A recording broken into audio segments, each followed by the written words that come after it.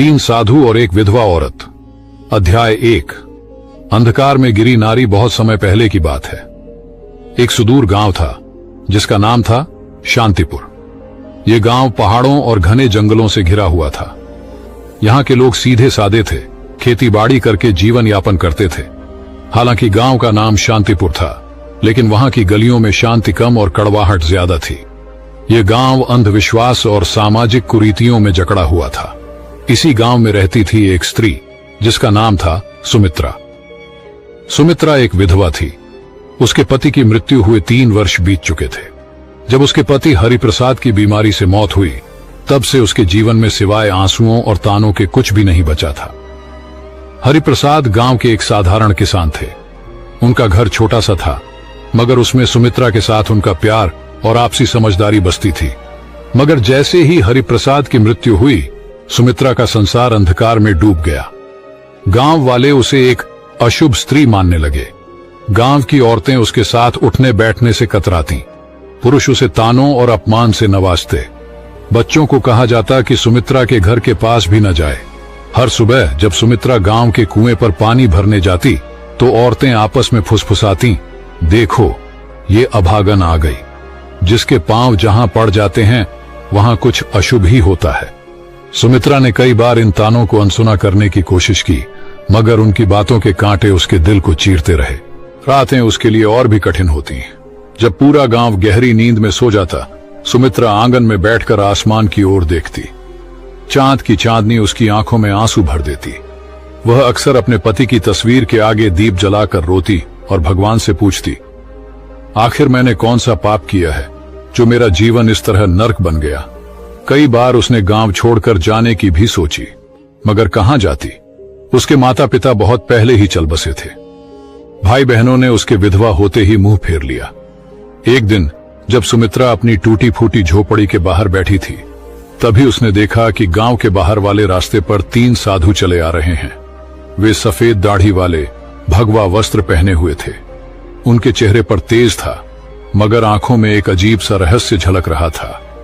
गांव वालों ने उन साधुओं को देखते ही उनके चारों ओर घेरा बना लिया। सभी ने उनके पांव छुए और आशीर्वाद मांगा। गांव के मुखिया ने साधुओं से विनती की, महाराज कृपया हमारे गांव में कुछ दिन रुकें, हमें आपका आशीर्वाद चाहिए। साधुओं ने गांव में रुकने के लिए हामी भर दी, लेकिन फिर उनकी नजर सुमित्रा पर पड़ी। उनमें से सबसे वृद्ध साधु ने सुमित्रा को देखते ही कहा, यह स्त्री दुख से घिरी है, मगर इसके भाग्य में कुछ अनोखा लिखा है। गांव वाले यह सुनकर चौंक गए। उन्हें विश्वास नहीं हो रहा था कि वही सुमित्रा, जिसे वे अशुभ मानते थे, उसके भाग्य में कुछ खास हो सकता है। सुमित्रा खुद भी हैरान थी। उसके मन में सवाल उठे, आखिर ये साधु कौन है और मेरे भाग्य के बारे में ऐसा क्यों कह रहे हैं। तीनों साधु गांव के बीचों बीच स्थित एक पुराने मंदिर में ठहरे। यह मंदिर वर्षों से वीरान पड़ा था, मगर साधुओं के आते ही वहां रौनक लौट आई। गांव वाले उन्हें देखने के लिए रोज वहां पहुंचते और उनके प्रवचनों को सुनते। सुमित्रा भी मंदिर के बाहर खड़ी होकर साधुओं की बातें सुनती, लेकिन गांव के लोग उसे भीतर जाने नहीं देते थे। एक दिन जब सभी लोग प्रवचन सुन रहे थे, तब सबसे वृद्ध साधु ने कहा, हर व्यक्ति के जीवन में दुख आते हैं, लेकिन केवल वही व्यक्ति अपने भाग्य को बदल सकता है जो अपने भीतर छिपे रहस्य को पहचान ले। सुमित्रा को यह सुनकर अजीब लगा। वह सोचने लगी, क्या मैं अपने दुख को दूर कर सकती हूं? क्या मैं भी अपने भाग्य को बदल सकती हूं? 3 साधु कौन थे? तीनों साधु साधारण व्यक्ति नहीं थे।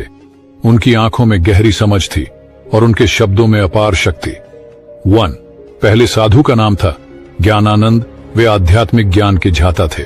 उनका कहना था कि दुनिया में कोई भी दुख तब तक समाप्त नहीं हो सकता जब तक मनुष्य स्वयं को नहीं पहचान लेता।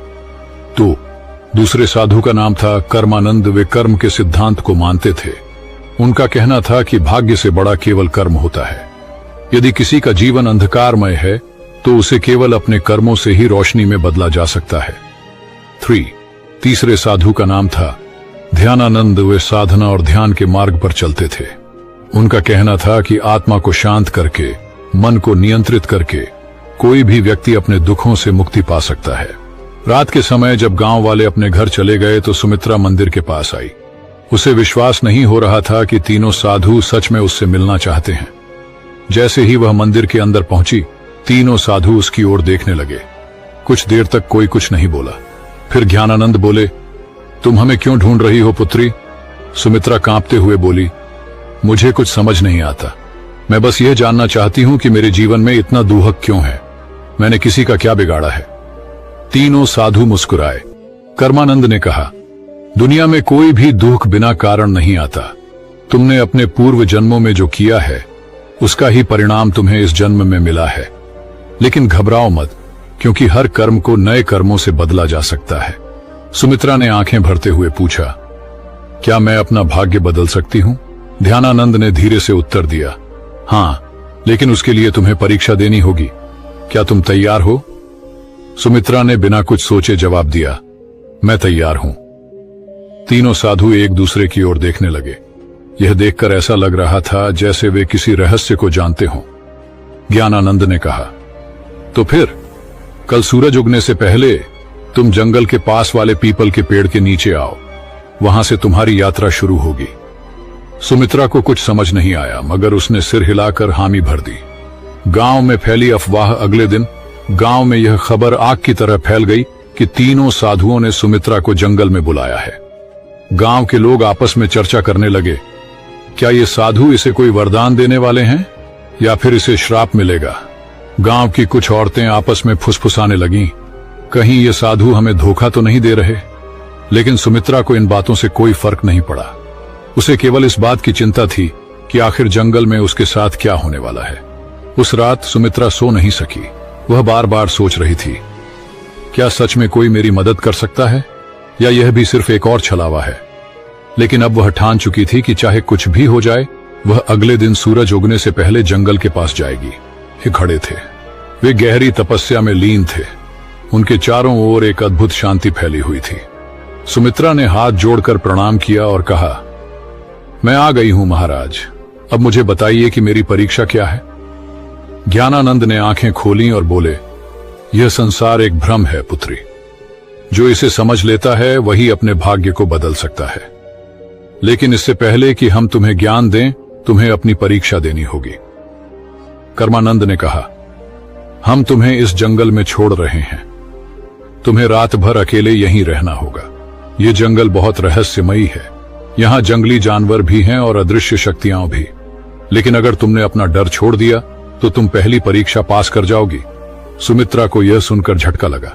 रात भर अकेले जंगल में वह डर गई थी, लेकिन उसने अपने भीतर हिम्मत जुटाई और कहा, मैं तैयार हूं। तीनों साधु मुस्कुराए और बोले, हम कल सुबह सूरज उगने के बाद यहां आएंगे। तब तक तुम्हें अकेले रहना होगा। इतना कहकर तीनों साधु जंगल के दूसरे छोर की ओर चले गए और सुमित्रा अकेली रह गई। शाम ढलते ही जंगल में अंधेरा छाने लगा। चारों ओर अजीब अजीब सी आवाजें आने लगी। दूर किसी पेड़ पर उल्लू बोल रहा था। झाड़ियों में कुछ सरसराने की आवाजें आ रही थीं। सुमित्रा ने अपने दिल को संभाला और एक पेड़ के नीचे बैठ गई। लेकिन जैसे ही रात गहराने लगी, भय भी बढ़ने लगा। अचानक उसे लगा कि कोई परछाई उसकी ओर बढ़ रही है। उसका दिल जोर जोर से धड़कने लगा। क्या यह कोई जंगली जानवर है या कोई भूत? लेकिन तभी उसे साधुओं की बात याद आई। अगर तुमने अपना डर छोड़ दिया तो तुम पहली परीक्षा पास कर जाओगी। उसने अपनी आंखें बंद की, गहरी सांस ली और खुद से कहा, मुझे डरना नहीं चाहिए। मैं यहां अकेली नहीं हूं, मेरे साथ भगवान है। जैसे ही उसने यह सोचा, वह परछाई धीरे धीरे गायब हो गई। रात भर वह इसी तरह अपने डर से लड़ती रही। कभी कोई आवाज सुनाई देती, कभी अजीब सा कंपन महसूस होता, लेकिन उसने खुद को शांत रखा और हिम्मत नहीं हारी। सुबह की पहली किरण और सफलता। जैसे ही सूरज की पहली किरण जंगल में पड़ी, सुमित्रा ने राहत की सांस ली। थोड़ी देर बाद तीनों साधु वहां पहुंचे और देखा कि सुमित्रा मुस्कुरा रही है। ज्ञानानंद बोले, पुत्री, तुमने अपनी पहली परीक्षा पास कर ली। तुमने डर को जीत लिया। अब तुम्हारे जीवन में बड़ा बदलाव आने वाला है। सुमित्रा की आंखों में आशा की चमक थी। वह समझ गई थी कि डर केवल हमारे मन में होता है और जब हम उसका सामना करते हैं तो वह खुद ही समाप्त हो जाता है। सुमित्रा की पहली जीत जंगल में भय से भरी रात बिताने के बाद सुमित्रा की आंखों में अब डर की जगह आत्मविश्वास था। जब सूरज की पहली किरणें जंगल की शाखाओं से छनकर उसके चेहरे पर पड़ी तो उसने महसूस किया कि वह पहले से कहीं अधिक शांत और मजबूत हो चुकी थी। तीनों साधु मुस्कुरा रहे थे। ज्ञानानंद बोले, पुत्री, तुमने पहली परीक्षा पास कर ली, अब तुम तैयार हो दूसरी परीक्षा के लिए। सुमित्रा ने विनम्रता से सिर झुकाया और कहा, मैं तैयार हूं महाराज। 3 साधुओं का रहस्य। तीनों साधु सुमित्रा को लेकर एक पहाड़ी के ऊपर बने एक पुराने मंदिर में गए।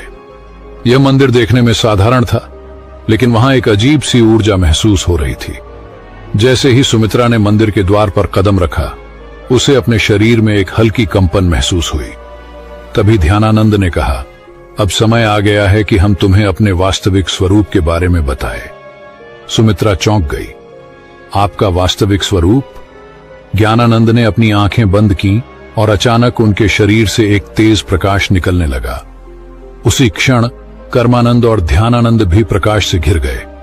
कुछ ही क्षणों में उनके सामने साधारण मनुष्यों के बजाय 3 दिव्य प्राणियों की आकृतियां खड़ी थीं। वे देवता थे। सुमित्रा विस्मय से देखती रह गई। वह कुछ कह ही नहीं पाई। कर्मानंद बोले, हम साधारण साधु नहीं हैं पुत्री, हम तीनों ब्रह्मा, विष्णु और महेश के दूत हैं और इस पृथ्वी पर कुछ विशेष उद्देश्यों के लिए आए हैं।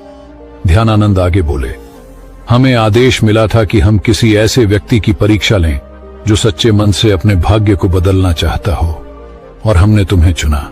सुमित्रा की आंखों में आंसू आ गए। उसे अब समझ में आ रहा था कि ये साधु कोई आम संत नहीं थे। दूसरी परीक्षा, त्याग और समर्पण। ज्ञानानंद ने कहा, तुमने डर पर विजय पा ली, लेकिन अब तुम्हें एक और परीक्षा देनी होगी, त्याग की परीक्षा। सुमित्रा ने पूछा, क्या त्याग करना होगा? कर्मानंद बोले, तुम्हें अपने सबसे प्रिय वस्तु का त्याग करना होगा, वही वस्तु जिससे तुम्हारा सबसे अधिक लगाव हो। सुमित्रा सोच में पड़ गई। उसके पास वैसे भी कुछ नहीं था, मगर फिर उसे अपने पति की तस्वीर याद आई। हरिप्रसाद की मृत्यु के बाद वही एक चीज थी जिससे वह खुद को जोड़कर रखती थी। जब भी वह दुखी होती, उस तस्वीर को देखती और अपने पति को याद करती। उसने धीरे से पूछा, क्या मुझे अपने पति की तस्वीर छोड़नी होगी? ध्यानानंद बोले, अगर वही तुम्हारी सबसे प्रिय वस्तु है तो हां, लेकिन याद रखो, सच्चा त्याग तभी होता है जब वह स्वेच्छा से किया जाए। अगर तुम इस परीक्षा के लिए तैयार नहीं हो तो हम तुम्हें बाध्य नहीं करेंगे। सुमित्रा के मन में संघर्ष शुरू हो गया। क्या वह अपने पति की अंतिम निशानी को छोड़ सकती है? उसने कुछ देर सोचा और फिर कहा, अगर मेरे जीवन को बदलने के लिए यह आवश्यक है तो मैं तैयार हूं। तीनों साधु मुस्कुरा उठे। तो जाओ और अपनी सबसे प्रिय वस्तु को गांव के तालाब में प्रवाहित कर दो। त्याग का क्षण। सुमित्रा गांव वापस आई और अपनी झोपड़ी में गई। वहां एक पुराने संदूक में वह तस्वीर रखी हुई थी। उसने कांपते हाथों से उसे उठाया और तालाब की ओर चल पड़ी। गांव के कुछ लोग उसे ऐसा करते देख रहे थे। वे आपस में बातें कर रहे थे, अब यह पागल हो गई है, अपने पति की तस्वीर क्यों फेंक रही है? लेकिन सुमित्रा ने उनकी बातों पर ध्यान नहीं दिया। उसने धीरे से तस्वीर को पानी में प्रवाहित कर दिया। जैसे ही तस्वीर पानी में डूबी, उसे महसूस हुआ कि उसके दिल का सारा भार भी पानी में समा गया है। अब वह हल्का महसूस कर रही थी। दूसरी परीक्षा सफल। जैसे ही वह वापस जंगल में पहुंची, तीनों साधु वहां खड़े थे। ज्ञानानंद बोले, पुत्री, तुमने त्याग की परीक्षा भी पास कर ली। अब तुम उस बंधन से मुक्त हो चुकी हो जो तुम्हें अतीत से जोड़कर रखता था। सुमित्रा को अब सच में लगने लगा कि उसका जीवन बदल रहा है। ध्यानानंद बोले, अब तुम्हारी अंतिम और सबसे कठिन परीक्षा बाकी है। सुमित्रा ने सिर झुका लिया। मैं तैयार हूं महाराज। तीसरी और सबसे कठिन परीक्षा। सुमित्रा ने भय और त्याग की परीक्षा पास कर ली थी। अब वह पहले से कहीं अधिक मजबूत और आत्मविश्वासी महसूस कर रही थी, लेकिन उसे नहीं पता था कि उसकी सबसे कठिन परीक्षा अभी बाकी थी। तीनों साधु मंदिर के भीतर खड़े थे। जब सुमित्रा वहां पहुंची तो ज्ञानानंद ने गंभीर स्वर में कहा, पुत्री, अब तुम्हारी अंतिम परीक्षा का समय आ गया है। सुमित्रा ने सिर झुकाकर कहा, मैं तैयार हूं महाराज। ध्यानानंद बोले, यह परीक्षा तुम्हारी आत्मा की परीक्षा है।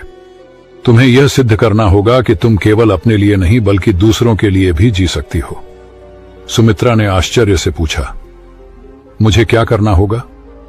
कर्मानंद ने कहा, गांव में एक वृद्ध महिला रहती है जिसका कोई सहारा नहीं है। वह भूखी और बीमार है। तुम्हें अपना सारा भोजन और अपनी झोपड़ी उसे देनी होगी और फिर तुम्हें जंगल में जाकर 7 दिन तक ध्यान करना होगा, बिना भोजन और पानी के। यह सुनकर सुमित्रा स्तब्ध रह गई। अपना घर और भोजन छोड़ दूं और फिर 7 दिन बिना कुछ खाए पिए ध्यान करूं? यह परीक्षा किसी भी अन्य परीक्षा से अधिक कठिन थी। मन का संघर्ष सुमित्रा की आंखों के सामने उसकी झोपड़ी का दृश्य आ गया। यह घर उसका अंतिम सहारा था। अगर उसने इसे छोड़ दिया तो वह कहां जाएगी? लेकिन फिर उसे साधुओं की बातें याद आईं। अगर तुमने यह परीक्षा पास कर ली तो तुम्हारा जीवन पूरी तरह बदल जाएगा। सुमित्रा ने अपने भीतर झांका और फैसला किया, ठीक है महाराज, मैं यह करने के लिए तैयार हूं। सब कुछ छोड़ना सुमित्रा गांव लौटी और अपनी झोपड़ी उस वृद्ध महिला को दे दी। उसने अपने बचे खुचे भोजन को भी उसे सौंप दिया। गांव के लोग यह देखकर हैरान थे। ये क्या कर रही है? अपना सब कुछ क्यों छोड़ रही है? लेकिन सुमित्रा ने किसी की बातों पर ध्यान नहीं दिया। वह सीधा जंगल की ओर बढ़ गई, जहां उसे 7 दिन तक ध्यान करना था। 7 दिन का कठिन ध्यान पहला दिन बीता और सुमित्रा को बहुत भूख लगी, लेकिन उसने अपनी चेतना को भटकने नहीं दिया। उसने अपनी आंखें बंद की और साधुओं के दिए हुए मंत्रों का जाप करने लगी। दूसरे दिन उसे प्यास ने सताना शुरू किया, लेकिन उसने पानी की इच्छा को भी त्याग दिया और ध्यान में लगी रही। तीसरे दिन उसके शरीर में कमजोरी आने लगी, लेकिन उसने हार नहीं मानी। चौथे दिन उसे लगा कि वह अब और नहीं सह पाएगी, लेकिन तभी उसे साधुओं की बातें याद आईं। सच्ची शक्ति शरीर में नहीं, मन में होती है। 5वें और 6ठे दिन वह पूरी तरह ध्यान में डूब गई थी। अब उसे भूख प्यास महसूस ही नहीं हो रही थी। 7वें दिन जब सूरज उगा तो कुछ अद्भुत हुआ। सुमित्रा की आत्मा एक नई ऊर्जा से भर गई थी। उसे महसूस हो रहा था जैसे वह एक साधारण स्त्री नहीं रही, बल्कि एक दिव्य शक्ति से जुड़ चुकी है। सुमित्रा का रूपांतरण जब 7वां दिन पूरा हुआ तो तीनों साधु उसके सामने प्रकट हुए। ज्ञानानंद बोले, पुत्री, तुमने अपनी अंतिम परीक्षा भी पास कर ली।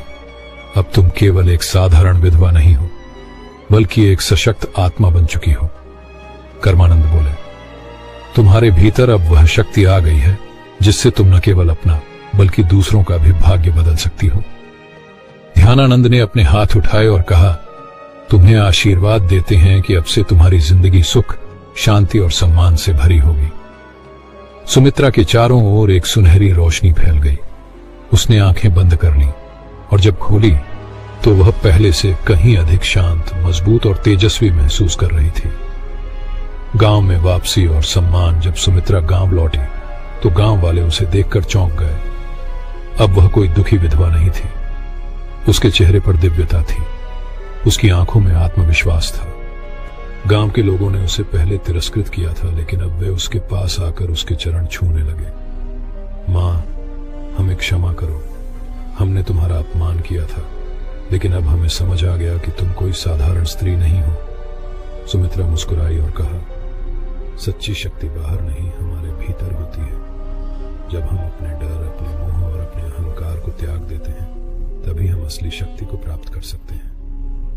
गांव वालों ने उसे गांव की सम्माननीय महिला घोषित कर दिया। अब वह पूरे गांव की मार्गदर्शक बन गई थी। सुरम्य शिखर की तलहटी में स्थित एक छोटे से गांव के पास घने जंगल के बीच एक साधु अपनी तपस्या में लीन था। साधु का नाम स्वामी शरणानंद था। उसने सांसारिक जीवन के मोह माया को त्याग कर अध्यात्म की राह चुनी थी। उसकी सादगी और ज्ञान के कारण गांव वाले उसे बहुत सम्मान देते थे। इसी गांव में एक विधवा महिला रहती थी जिसकी उम्र लगभग 25 वर्ष थी। उसका नाम निर्मला था। निर्मला सुंदर लेकिन साधारण जीवन जीने वाली महिला थी।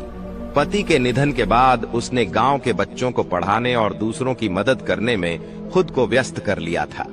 हालांकि उसके मन के किसी कोने में अकेलेपन का दर्द छिपा हुआ था। एक दिन निर्मला को अपनी गाय के लिए जड़ी बूटी लाने जंगल जाना पड़ा। वह जंगल में गहरी जगह पर पहुंची, जहां उसकी मुलाकात स्वामी शरणानंद से हुई। वह उनकी सादगी और आंखों में झलकती शांति से प्रभावित हुई। उसने उन्हें प्रणाम किया और उनसे मार्गदर्शन की याचना की। शरणानंद ने निर्मला को कुछ ध्यान विधियां सिखाई और कहा, अकेलापन केवल मन की एक अवस्था है।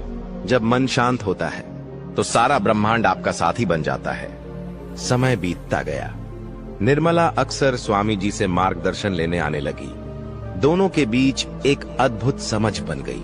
धीरे धीरे निर्मला का झुकाव स्वामी जी की ओर बढ़ने लगा।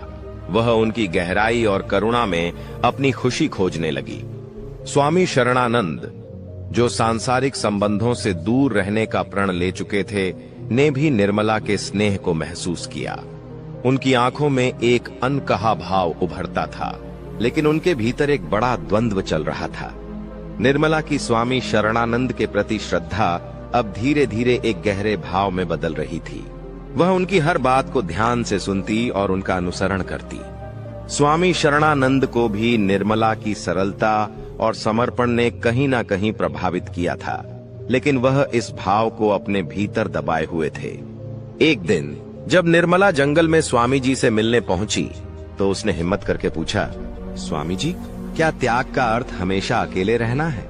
क्या प्रेम भी त्याग का एक रूप नहीं हो सकता?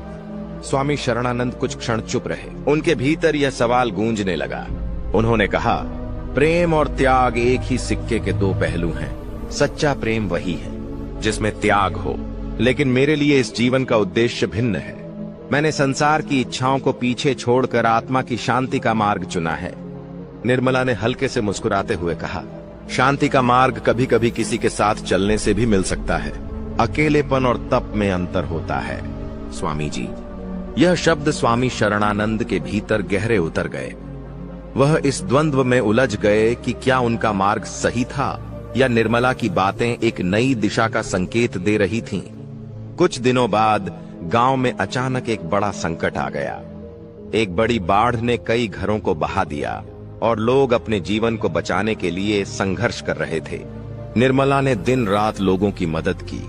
उसने अपनी हर चीज दान कर दी और दूसरों के दुख को कम करने में पूरी तरह जुट गई। स्वामी शरणानंद यह सब देख रहे थे। उन्होंने पहली बार महसूस किया कि निर्मला का प्रेम न केवल उनके लिए था, बल्कि पूरे संसार के लिए था। वह खुद से पूछने लगे, क्या प्रेम वास्तव में त्याग से अधिक महान है? क्या मैंने प्रेम को समझने में चूक की है? बाढ़ का प्रकोप बढ़ता जा रहा था। गांव में भोजन, पानी और दवाओं की भारी कमी हो गई थी। निर्मला ने अपनी पूरी शक्ति और समर्पण के साथ लोगों की सहायता की। वह खुद भूखी रहकर भी जरूरतमंदों के लिए खाना जुटाती, बीमारों की देखभाल करती और बच्चों को सुरक्षित स्थान पर ले जाती। स्वामी शरणानंद ने निर्मला के इस निस्वार्थ समर्पण को देखा। वह समझ गए कि निर्मला का प्रेम केवल व्यक्तिगत नहीं था, बल्कि यह पूरे संसार के लिए करुणा का प्रतीक था। एक रात जब निर्मला थकी मांदी और घायल अवस्था में एक पेड़ के नीचे बैठी थी, स्वामी शरणानंद ने उसके पास जाकर कहा, निर्मला, तुमने जो त्याग किया है वह सच्चे प्रेम का सबसे सुंदर रूप है। तुमने मुझे प्रेम का ऐसा स्वरूप दिखाया जिसे मैंने कभी समझा नहीं था।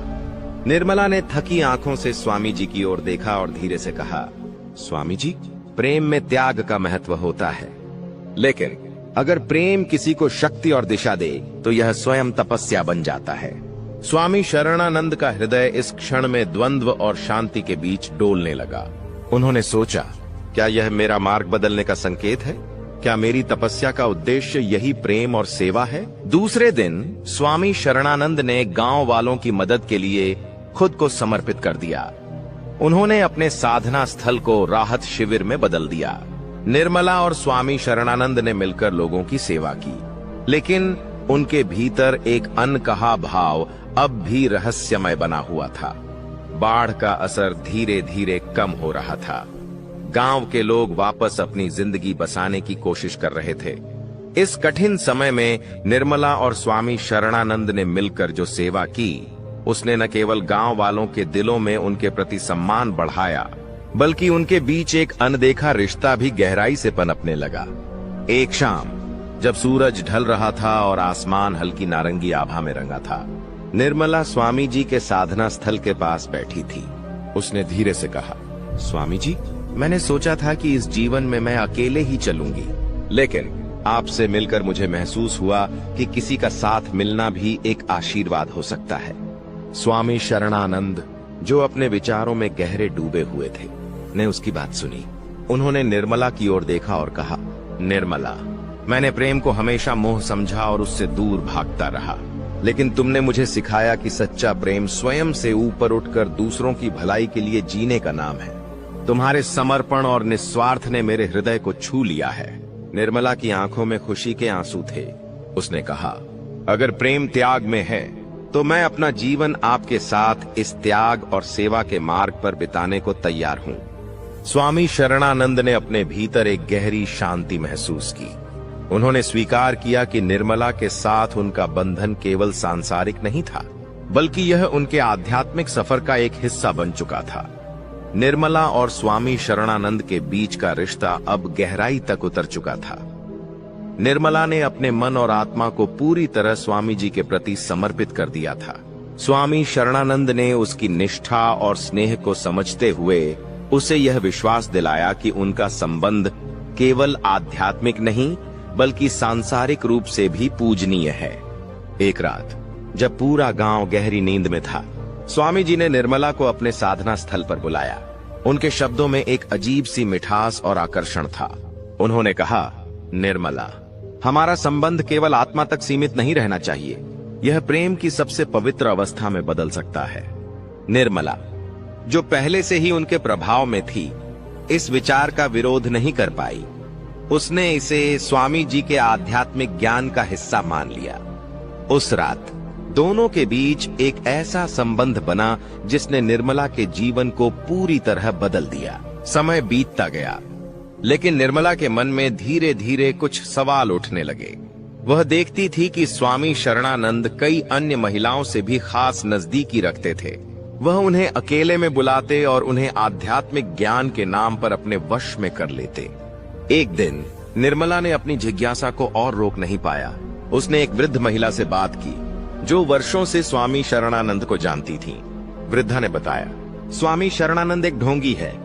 वह विधवा और असहाय महिलाओं को अपने जाल में फंसा लेता है। वह उनकी भावनाओं और परिस्थितियों का फायदा उठाकर उन्हें अपना शिकार बनाता है। निर्मला का दिल टूट गया। उसने महसूस किया कि जिसे वह सच्चा साधु और प्रेमी समझ रही थी, वह केवल एक छल करने वाला व्यक्ति था। इस सच्चाई के सामने आने के बाद निर्मला ने खुद से वादा किया कि वह स्वामी शरणानंद के असली चेहरे को दुनिया के सामने लाएगी। उसने उन महिलाओं से बात करना शुरू किया जो स्वामी जी की चपेट में आई थीं। उसने उन्हें अपनी कहानी सुनाने के लिए प्रेरित किया। निर्मला पूरी तरह बदल चुकी थी। वह अपने दर्द और विश्वासघात को शक्ति में बदलते हुए एक नई राह पर चल पड़ी। उसने उन महिलाओं की कहानियां इकट्ठा करनी शुरू की जो स्वामी शरणानंद के शिकार हुई थीं। कई महिलाएं शुरुआत में डर और शर्म के कारण खुलकर बोलने से हिचकिचा रही थीं, लेकिन निर्मला के हिम्मत भरे रवैये ने उन्हें अपनी सच्चाई बताने का साहस दिया। एक रात निर्मला ने स्वामी शरणानंद के साधना स्थल पर जाकर उन्हें चुनौती दी। उसने कहा, स्वामी जी, आपने मेरे विश्वास का गलत इस्तेमाल किया। आपने न केवल मुझे बल्कि कई मासूम महिलाओं को अपने जाल में फंसाया। अब यह सब खत्म होगा। स्वामी शरणानंद थोड़ी देर तक चुप रहे, फिर अपने पुराने अंदाज में मुस्कुराकर बोले, निर्मला, तुम भी उन्हीं महिलाओं में से एक हो जिन्होंने अपनी इच्छाओं को मेरी ओर थोप दिया। मैं केवल एक साधु हूँ जो सबकी मदद करने की कोशिश करता हूँ। लेकिन इस बार निर्मला उनके जाल में नहीं फंसी। उसने दृढ़ता से कहा, यह आपकी आखिरी चाल है। स्वामी जी, मैं अब आपकी सच्चाई को हर किसी के सामने उजागर करूंगी। निर्मला ने गांव के मुखिया और कुछ भरोसेमंद लोगों के सामने सारी सच्चाई रखी। उसने उन महिलाओं को भी लाने की कोशिश की जो स्वामी जी की चालबाजी का शिकार हुई थीं। धीरे धीरे पूरा गांव उनकी सच्चाई जानने लगा, लेकिन स्वामी शरणानंद इतनी आसानी से हार मानने वाले नहीं थे। उन्होंने अपने प्रभाव और चालाकी का इस्तेमाल करते हुए यह साबित करने की कोशिश की कि निर्मला झूठ बोल रही है। गांव के कुछ लोग अब भी उनकी तरफ थे, जबकि कुछ निर्मला का समर्थन कर रहे थे। अब यह लड़ाई केवल निर्मला और स्वामी शरणानंद के बीच की नहीं थी, यह न्याय और अधर्म के बीच का संघर्ष बन चुकी थी। निर्मला ने निर्णय लिया कि वह इस लड़ाई को अंत तक लड़ेगी, चाहे कुछ भी हो। स्वामी शरणानंद, जो पहले केवल निर्मला और कुछ अन्य महिलाओं को अपने प्रभाव में लाकर अपने स्वार्थ की पूर्ति करते थे, अब अपनी योजनाओं को और भी चालाकी से बढ़ा रहा था। उसने धीरे धीरे गांव की सभी महिलाओं को अपने जाल में फंसाना शुरू किया। हर महिला की स्थिति और भावना को समझकर स्वामी जी ने उन्हें अपनी आध्यात्मिक शिक्षा और आध्यात्मिक समृद्धि का झांसा देना शुरू किया। कुछ महिलाएं जो अकेली थीं या जिन्होंने दुख झेले थे, स्वामी शरणानंद की बातों में आकर उसके करीब आईं। वह उन्हें अपने ज्ञान से जोड़ने के लिए एक तरह से आध्यात्मिक वचन देता और फिर धीरे धीरे उनके आत्मविश्वास को तोड़ता। स्वामी शरणानंद का तरीका बहुत निपुण था। वह कभी भी अपने इरादों को स्पष्ट रूप से नहीं दिखाता था। वह गांव की महिलाओं को यह विश्वास दिलाता था कि वह उन्हें आध्यात्मिकता के उच्चतम स्तर पर ले जा सकता है। अब अधिकांश महिलाएं उसकी शरण में आ चुकी थीं। वह उन्हें अपनी इच्छाओं का पालन कराने और अपनी परतों में फंसाने के लिए लगातार नए तरीके अपनाता था। निर्मला, जो पहले स्वामी शरणानंद के खिलाफ खड़ी थी, अब खुद को अकेला महसूस कर रही थी। उसने देखा कि गांव की अधिकांश महिलाएं स्वामी जी की बातों में आ चुकी थीं। वह जानती थीं कि उसे जल्द ही कुछ करना होगा, क्योंकि अगर स्वामी जी का जाल पूरी तरह फैल गया तो फिर न उसे और न ही किसी और को बचाना संभव होगा। एक दिन निर्मला ने एक योजना बनाई। उसने उन कुछ महिलाओं को इकट्ठा किया जो स्वामी शरणानंद के वास्तविक उद्देश्य को समझने लगी थीं। निर्मला ने उन्हें यह समझाया कि स्वामी जी का असली उद्देश्य केवल उन्हें अपने स्वार्थ के लिए फंसाना है। निर्मला ने महिलाओं को सचेत किया कि अगर वे एकजुट होकर स्वामी जी के खिलाफ खड़ी हों, तो वे उसे उसके जाल से बाहर ला सकती हैं। लेकिन स्वामी शरणानंद का प्रभाव अब इतना गहरा हो चुका था कि कुछ महिलाएं निर्मला के खिलाफ हो गईं और उसे झूठा साबित करने की कोशिश करने लगीं। स्वामी जी ने निर्मला को पागल और भ्रमित करार दिया। उन्होंने अपने प्रभाव का पूरा इस्तेमाल करते हुए उन महिलाओं को भी अपने पक्ष में कर लिया। स्वामी शरणानंद की चालाकियां अब और भी गहरी हो गई थीं। वह धीरे धीरे हर एक महिला को अपने जाल में फंसाता और उनका विश्वास जीत लेता। हर महिला को वह अलग अलग तरीके से अपनी आकर्षक बातों और आध्यात्मिक ज्ञान के नाम पर अपने पास लाता। वह प्रत्येक महिला को यह एहसास दिलाता कि वह केवल उसका ध्यान रखने के लिए ऐसा कर रहा है और यह सब एक उच्च उद्देश्य के लिए है। स्वामी जी उन्हें विश्वास दिलाते कि यह शारीरिक संबंध केवल एक आध्यात्मिक प्रक्रिया का हिस्सा है और उनकी आत्मा की उन्नति के लिए यह आवश्यक है। हालांकि स्वामी शरणानंद का तरीका बहुत ही गुप्त था। महिलाओं को एक दूसरे से कभी इस बारे में बात करने की हिम्मत नहीं हुई। उनके मन में डर और शर्म बैठी हुई थी और वे यह समझने की कोशिश करती थीं कि क्या स्वामी जी का व्यवहार सही था या नहीं। वे यह भी सोचने लगीं कि कहीं उनका व्यक्तिगत अनुभव किसी और के अनुभव से अलग तो नहीं है। लेकिन कोई भी महिला अपनी कहानी को दूसरी से साझा नहीं करती थी। स्वामी शरणानंद ने इस मानसिकता का पूरा फायदा उठाया। उसने जानबूझकर महिलाओं को एक दूसरे से दूर रखने की कोशिश की ताकि वे कभी एक दूसरे को सच्चाई न बता सकें। वह हर महिला को विशेष महसूस कराता और यह विश्वास दिलाता कि वह केवल उसके लिए है। इस बीच निर्मला और कुछ महिलाएं जो अब तक स्वामी जी की सच्चाई को समझने लगी थीं, धीरे धीरे एक दूसरे से संपर्क करने लगीं। निर्मला ने उन्हें यह समझाना शुरू किया कि स्वामी शरणानंद ने सभी को भ्रमित कर रखा है और उसका असली उद्देश्य केवल अपनी शक्ति बढ़ाना है। लेकिन स्वामी शरणानंद, जो अपनी योजनाओं में बेहद निपुण था, जल्द ही यह समझ गया कि कुछ महिलाएं उसके खिलाफ साजिश कर रही हैं। उसने उन्हें डराने और धमकाने की कोशिश की ताकि वे निर्मला के साथ मिलकर उसकी सच्चाई को उजागर न कर सकें। अब निर्मला ने ठान लिया था कि वह स्वामी शरणानंद की सच्चाई को सबके सामने लाएगी। धीरे धीरे गांव की औरतें भी स्वामी जी की असलियत को समझने लगी थीं। एक दिन कुछ महिलाओं ने एक दूसरे से अपनी सच्चाई साझा की।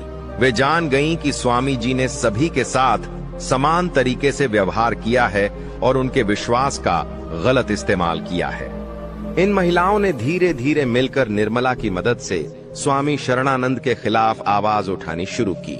उन्होंने अपनी परेशानियों और डर को एक साथ साझा किया और यह महसूस किया कि उनके भीतर एक शक्ति है जो स्वामी जी के खिलाफ खड़ा होने में उनकी मदद कर सकती है।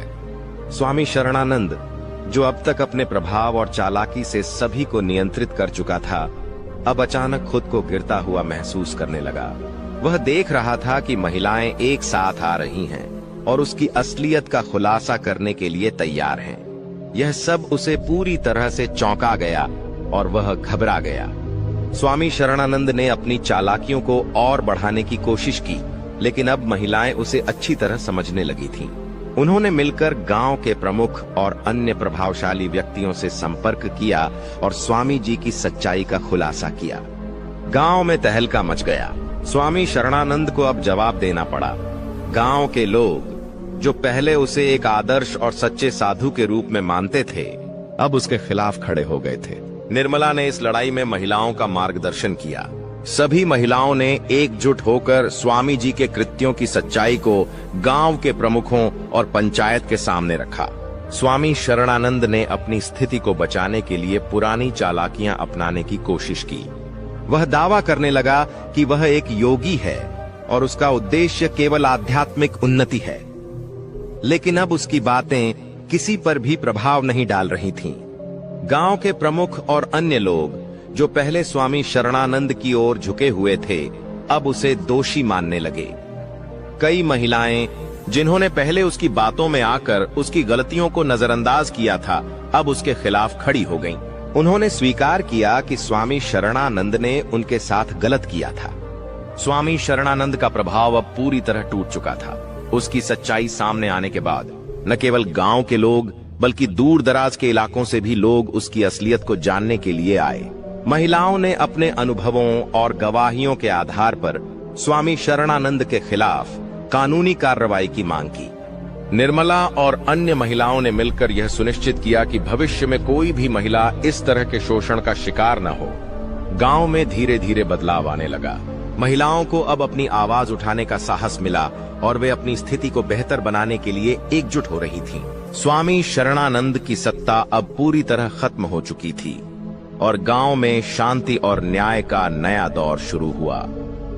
स्वामी शरणानंद, जो अब पूरी तरह बेनकाब हो चुका था, ने महसूस किया कि अब उसके पास कोई रास्ता नहीं बचा। गांव में उसकी सच्चाई सामने आ चुकी थी और उसकी हालत बेहद खराब हो गई थी। उसने खुद को घिरा हुआ महसूस किया और तय किया कि उसे यह जगह छोड़नी होगी। रात के अंधेरे में बिना किसी को बताए वह गांव से भाग खड़ा हुआ। स्वामी शरणानंद अब एक नए ठिकाने की तलाश में था। उसकी नजर एक बड़े और समृद्ध राज्य पर पड़ी। उस राज्य के राजा का नाम राजा चंद्रसेन था और उसकी दरबार में बहुत सम्मान था। राजा चंद्रसेन के राज्य में बड़ी संख्या में लोग रहते थे। स्वामी शरणानंद ने सोचा कि यहाँ उसे फिर से अपनी पहचान बनाने का मौका मिल सकता है।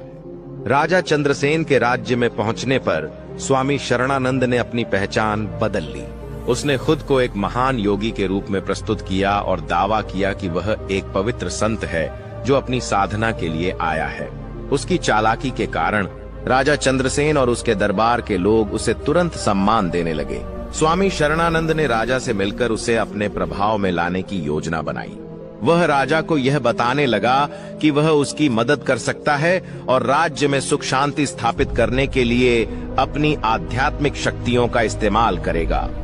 राजा चंद्रसेन, जो एक अच्छे शासक थे लेकिन अपने राज्य की समस्याओं को लेकर थोड़े चिंतित थे, स्वामी शरणानंद की बातों में आ गए।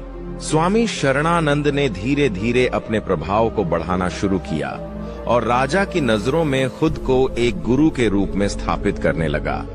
लेकिन स्वामी शरणानंद की सच्चाई अब भी खत्म नहीं हुई थी। उसके बारे में लोग धीरे धीरे सुनने लगे थे। राजा चंद्रसेन के राज्य में भी कुछ ऐसे लोग थे जो स्वामी शरणानंद की वास्तविकता को जानते थे। वे उसे लेकर सावधान रहने की चेतावनी देने लगे थे, लेकिन स्वामी शरणानंद ने अपनी चालाकियों से उनकी आवाज को दबा दिया। राजा चंद्रसेन और रानी के बीच एक अजीब सी दूरी थी। राजा चंद्रसेन, जो एक ईमानदार और न्यायप्रिय शासक था, रानी ने महसूस किया कि वह अपने पति के दिल और ध्यान को पूरी तरह से नहीं पा रही थी। राजा का अधिकांश समय राज्य के मामलों में बीत जाता था और रानी की कई इच्छाएं अनसुनी रह जाती थीं। जो पहले बहुत प्यार और समर्पण के साथ अपने पति के पास आई थी, अब यह महसूस करने लगी थी कि उसकी स्थिति दरबार में कम होती जा रही थी। रानी ने सोचा कि अगर वह राजा का ध्यान अपनी ओर खींचे तो राज्य के मामलों में भी उसका प्रभाव बढ़ सकता है। रानी ने यह महसूस किया कि केवल पारंपरिक तरीकों से काम नहीं चलेगा और उसे कुछ ऐसा करना होगा जो राजा को उसकी ओर आकर्षित करे। यह सोचकर रानी ने स्वामी शरणानंद से मिलने का निर्णय लिया। स्वामी शरणानंद, जो पहले ही राजा चंद्रसेन के दरबार में अपनी पैठ बना चुका था, ने रानी से मुलाकात की। उसने खुद को एक सिद्ध और महान योगी के रूप में प्रस्तुत किया और कहा, आपका दुख मैं समझता हूँ। यह राज्य और इसकी शांति केवल तभी आएगी जब आप अपनी शक्ति का सही उपयोग करें। आप अपने पति के दिल में पूरी तरह से जगह बना सकती हैं। रानी ने स्वामी से अपने दिल की बात कही। राजा की व्यस्तता और उसकी राजनैतिक जिम्मेदारियों ने मुझे अकेला कर दिया है। मैं चाहती हूँ कि वह मेरी तरफ ध्यान दे और हमारी शादी में सामंजस्य स्थापित हो। स्वामी शरणानंद ने रानी को यह सलाह दी कि वह अपनी इच्छाओं और भावनाओं को एक नए तरीके से प्रस्तुत करें, लेकिन उसने साथ ही यह भी कहा कि उसकी मदद से यह संभव हो सकता है। स्वामी शरणानंद ने रानी को यह विश्वास दिलाया कि वह उसे राजा के दिल में अपनी जगह बनाने में मदद करेगा और इसके लिए वह अपनी आध्यात्मिक शक्ति का इस्तेमाल करेगा। रानी ने स्वामी की बातों को सुना और तय किया कि वह स्वामी से मदद लेगी ताकि वह अपने पति के दिल में अपनी जगह बना सके। लेकिन रानी को यह नहीं पता था कि स्वामी शरणानंद अपनी चालों से न केवल उसे बल्कि राजा को भी अपनी ओर आकर्षित करने की योजना बना रहा था। स्वामी शरणानंद ने रानी की कमजोरियों और इच्छाओं को अच्छी तरह समझ लिया था। उसने देखा कि रानी के दिल में गहरी तन्हाई और प्रेम की कमी है, जिसे वह पूरा करना चाहती थी। रानी की यह भावना स्वामी के लिए एक अवसर बन गई थी। स्वामी शरणानंद अपनी चालाकी से रानी को और भी अपनी ओर आकर्षित करने लगा। एक दिन स्वामी शरणानंद ने रानी से कहा, रानी, आप जो प्रेम और ध्यान चाहती हैं, वह आपको राजा से नहीं मिल पा रहा। आपको लगता है कि आपकी भावनाओं को समझने वाला कोई नहीं है, लेकिन मैं आपकी व्यथा को समझता हूँ। जो प्रेम आप अपने पति से नहीं पा पाई, वह प्रेम मैं आपको दे सकता हूँ। मैं आपका समर्थन करूंगा और आपके सभी दुखों का इलाज करूंगा। रानी ने उसकी बातों को ध्यान से सुना और उसके मन में एक हलचल मच गई। स्वामी शरणानंद ने उसे यह विश्वास दिलाया कि वह उसे न केवल राजा के मुकाबले अधिक प्रेम और सम्मान दे सकता है, बल्कि उसे अपना आत्मिक और मानसिक संतुलन भी पुनः प्राप्त करने में मदद करेगा। स्वामी की बातों में ऐसा कुछ था जो रानी को आकर्षित करता था।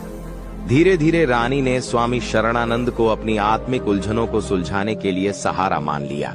स्वामी शरणानंद ने रानी को यह समझाया कि राजा के प्यार के लिए उसे कुछ ज्यादा करने की जरूरत नहीं है।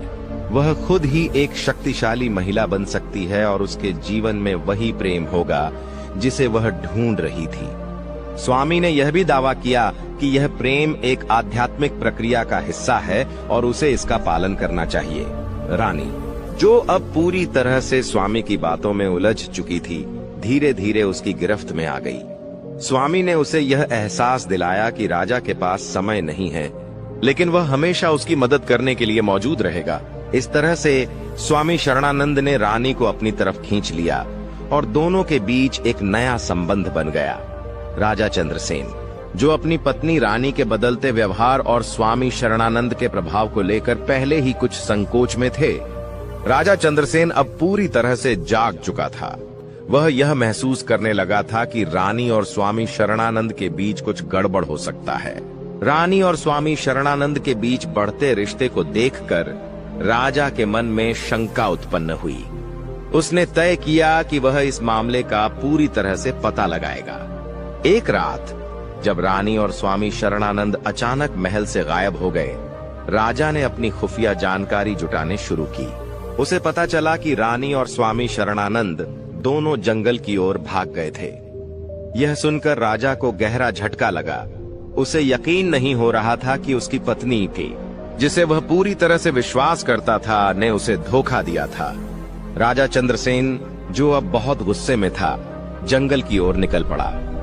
उसके साथ कुछ निष्ठावान सैनिक भी थे। राजा चंद्रसेन स्वामी और रानी के पीछे चलता गया।